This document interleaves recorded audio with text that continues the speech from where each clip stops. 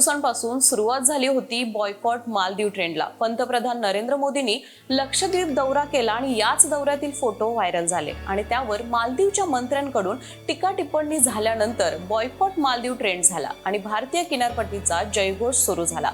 असे असले तरी कोकणातील विशेषतः सिंधुदुर्गातील पर्यटनाची जगात कुठेही तोड नाहीये। यावर बिग बी अमिताभ बच्चन आणि मास्टर ब्लास्टर सचिन तेंडुलकर पासून अनेक मान्यवरांनी शिक्कामोर्तब केले।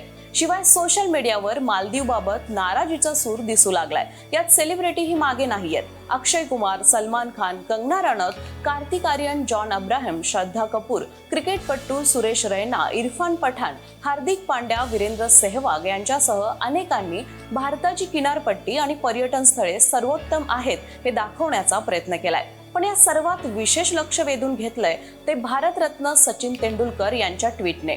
माझा 50वा वाढदिवस सिंधुदुर्गात साजरा करण्यात आला। त्याला 250हून जास्त दिवस झाले आहेत।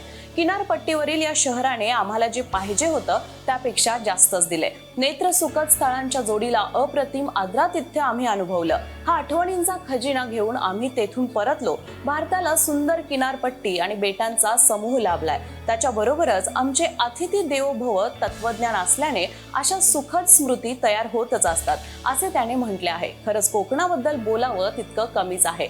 नक्की सिंधुदुर्गमध्ये अशी काय जादू आहे, चला पाहूया। निसर्गाचे वरदान लाभलेले कोकण हे राज्यातील पर्यटनाचं मोठं केंद्र आहे। सर्वांचं लक्ष वेधून घेतो ते तारकर्ली समुद्र किनारा।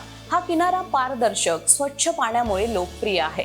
तारकर्ली किनाऱ्याला सिंधुदुर्गचा क्वीन बीच असंही म्हणतात। तारकर्ली किनाऱ्यावर स्नोर्केलिंग आणि स्कुबा डायव्हिंगचा अनुभव देखील घेता येतो। माशांचे पदार्थ, कोंबडी वडे अशा मालवणी पदार्थांचा आस्वादही येथे घेता येतो। येथे सिंधुदुर्ग किल्ला आहे। छत्रपती शिवाजी महाराजांनी 1664 ते 67 मध्ये बांधला असून त्यासाठी सुमारे 3000 कारागीर 3 वर्ष अहोरात्र झटत होते। 48 एकरांमध्ये तो पसरला असून अरबी समुद्रात त्याची उभारणी केली आहे।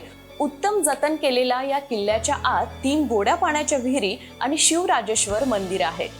सिंधुदुर्गामध्ये चिवला हा सी आकारात 2 किलोमीटर पसरलेला किनारा आहे। येथे शुभ्र आणि स्वच्छ पाणी आहे। हा अत्यंत शांत आणि स्वच्छ किनारा आहे।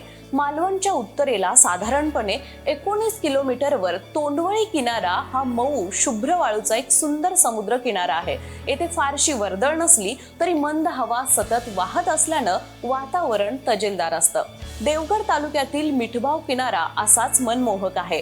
हा पांढऱ्या वाळूचा आणि स्वच्छ निळा समुद्र असलेला किनारा आहे। पोहण्यासाठी मिठबाव किनारा अतिशय उत्तम समजला जातो। याच्या बरोबरच कोळम तसेच देवबाग बीच, रॉक गार्डन अशी अनेक ठिकाणे पर्यटकांना आकर्षित करतात।